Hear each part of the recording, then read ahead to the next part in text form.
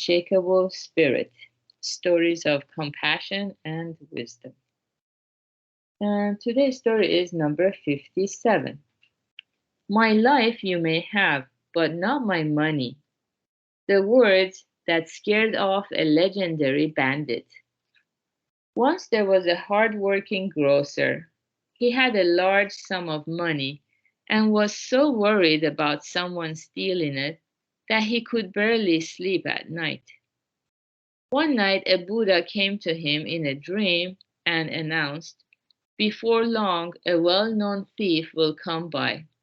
Tell him plainly, 'My life you may have, but not my money.' If you do that, all will be well." The grocer woke up in a cold sweat. Eventually, just as the Buddha had said, he was visited by a thief.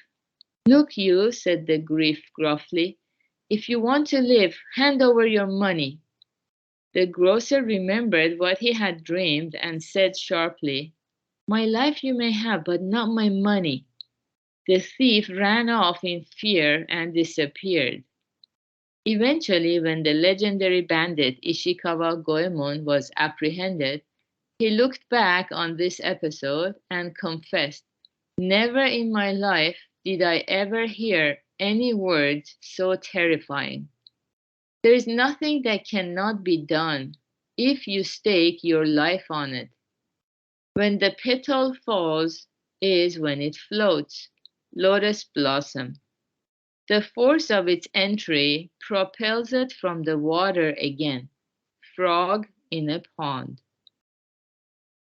Okay, so this is a very short story here, and it's teaching us about, how committed we are in life to our especially spiritual journey, and how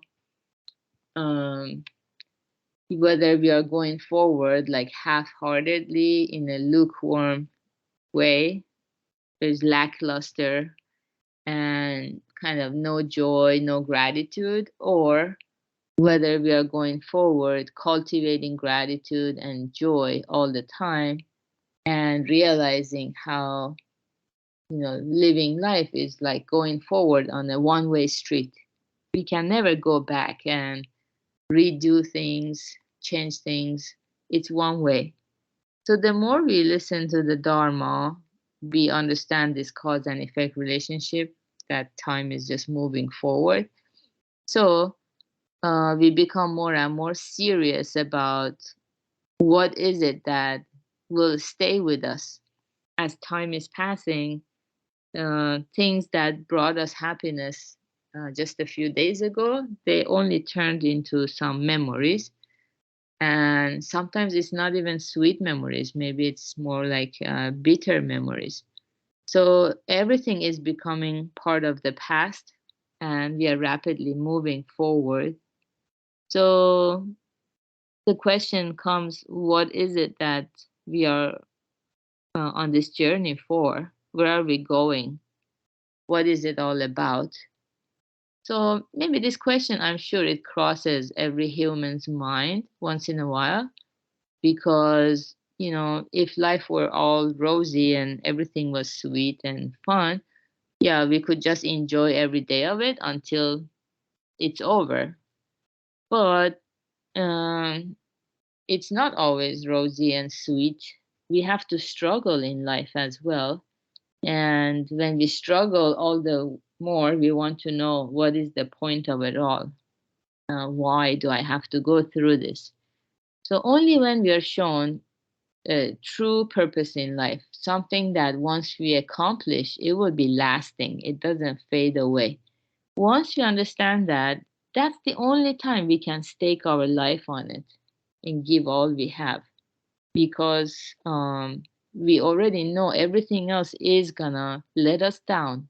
Everything else will disappoint us sooner or later. So Dharma, by its very definition, is the truth that permeates all times and all places, and we will be able to give all we have. So just like we learned in the story, this person was suffering so much from anxiety because he had a large sum of money. And that always happens to us. If we have a large sum of money, we always worry about losing it. In any kind of happiness we have uneasiness about losing it. And in the story, it was saying that this person had a dream and received the instruction to say, my life you may have, but not my money. Yeah. So, of course, in everyday life, if that happens, the story's point is not about preserving our money, it's something else. Yeah. So, it's, we have to be very mindful of that. But at the same time, if we are willing to stake all we have on something, there is no way we cannot accomplish it. So if we turn it around, if we cannot fulfill our life's purpose, if we keep suffering, it's because we are not serious about it as much as we are serious about so many other things, especially our blind passions. Like, just think about if our, especially this time of the year, if you're holding on to a slice of pie, pecan pie, or pumpkin pie, or something that you really love, and you're just saving it in the fridge, and you're going to eat it when you come home in the evening. And when you come home and you find out, oh, one of your family members ate it already.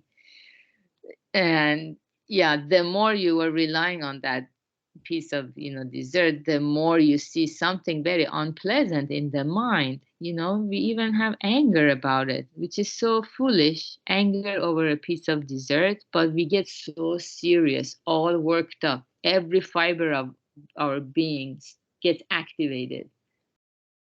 So we need to, I think the story is helping us do self-reflection about the level of seriousness we have as we go forward towards the fulfillment of our life's purpose, in comparison with the level of seriousness we have when we want to fulfill our blind passions. Yeah. And then once we become very committed and determined, there is no way, there is nothing that cannot be done if we stake our life on it. So I think it's a very beautiful and encouraging message. And I'm so happy that we all gather here early in the morning to practice together. So good job, everyone. That certainly shows your level of commitment. And today is Friday, so we're going to have the Purpose and Meaning Lab at 3 p.m. Pacific time. Have a wonderful day. Bye.